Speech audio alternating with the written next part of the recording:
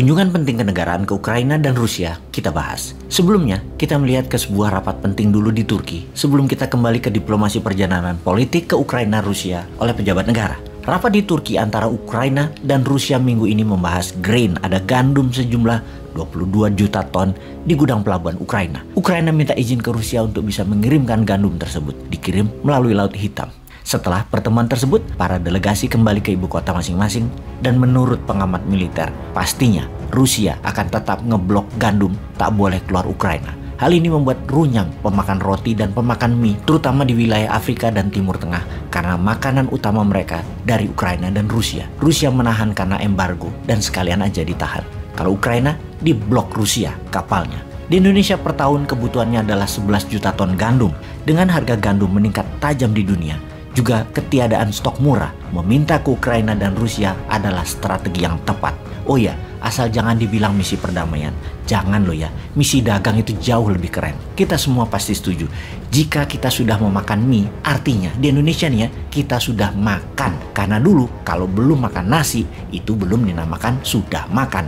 21% manusia Indonesia punya pilihan di mana mie adalah makanan selain nasi. Roti belum menjadi makanan utama karena roti adalah makanan 5%-an penduduk Indonesia. Sudah makan roti itu sama dengan sudah makan tuh kira-kira baru 5%-an manusia. Ya makan sandwich, sarapan dengan roti dan lain sebagainya. Mereka penggemar mie atau roti keduanya berbahan gandum, di mana Indonesia impor 11 juta ton gandum per tahun. Saat ini gandum terbatas dan mahal. Maka sebagai kepala negara melobi Ukraina yang memiliki 22 juta ton gandum di pelabuhan dan Rusia punya lebih 50 ton di gudang adalah misi mulia. Yang ini harus dijelaskan sekali lagi kepada masyarakat bahwa waktu kunjungan ke Ukraina lebih kunjungan misi perdagangan, misi gandum. Karena kalau tidak, selain harga gandum akan meningkat karena stok terbatas, lebih parah lagi, stok tidak ada.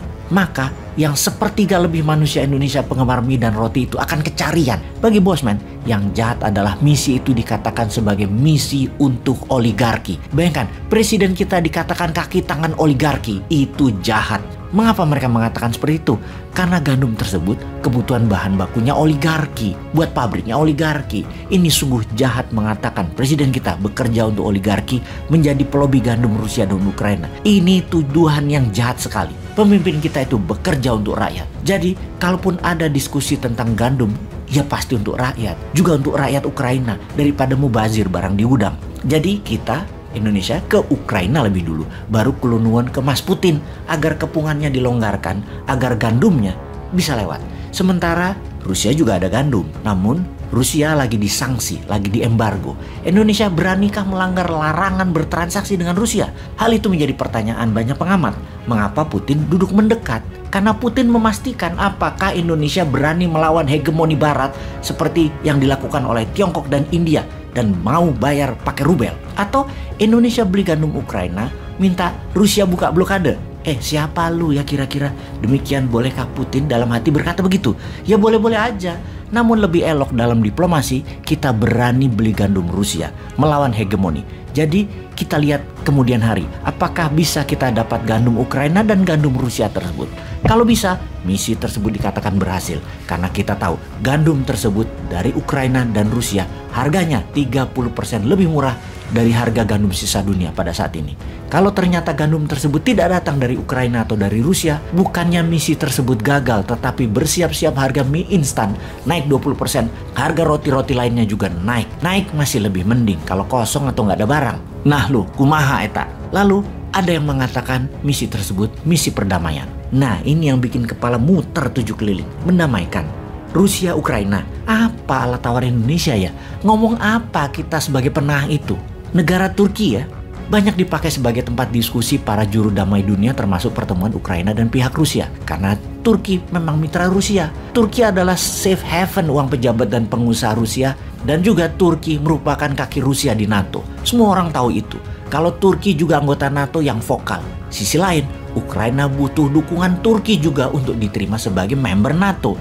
Jadi, Turki punya banyak alat tawar. Indonesia di sisi lain mau menawarkan apa? Maunya Rusia adalah NATO stop ekspansi. Dan Rusia mengambil negara perbatasan itu sebagai buffer country ekspansinya NATO. Sisi Ukraina tetap mau jadi anggota NATO dan minta Rusia mundur. balikin Crimea dan Donbas. Dua hal yang bagaimana mendamaikannya dengan penengah negara yang jauh kutubnya dan tidak ada saling ketergantungan yang strategis. Bicara damainya bagaimana? Ini yang harus dijelaskan. Ngomong apa juru damainya?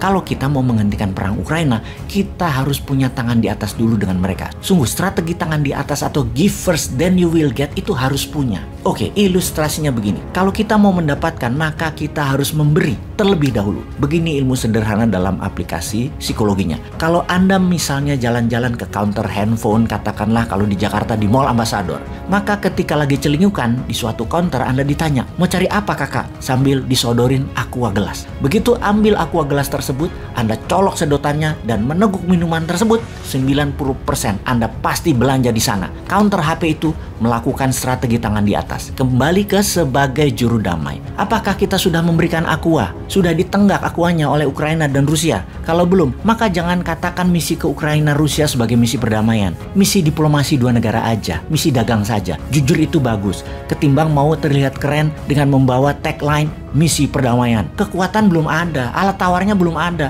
tangan di atasnya belum diterima, dan kebutuhan nasional yang ada, kebutuhannya sangat besar lagi yang ada. Itu aja yang dikampanyekan. Yuk, beda kalau ternyata power plant listrik Rusia beli thoriumnya dari Indonesia. Juga nuklir power plant Ukraina pakai thorium Indonesia. Indonesia bisa mengatakan, berhenti ya perangnya, nanti tak banyakin kasih thoriumnya gratis, stok 2 tahun.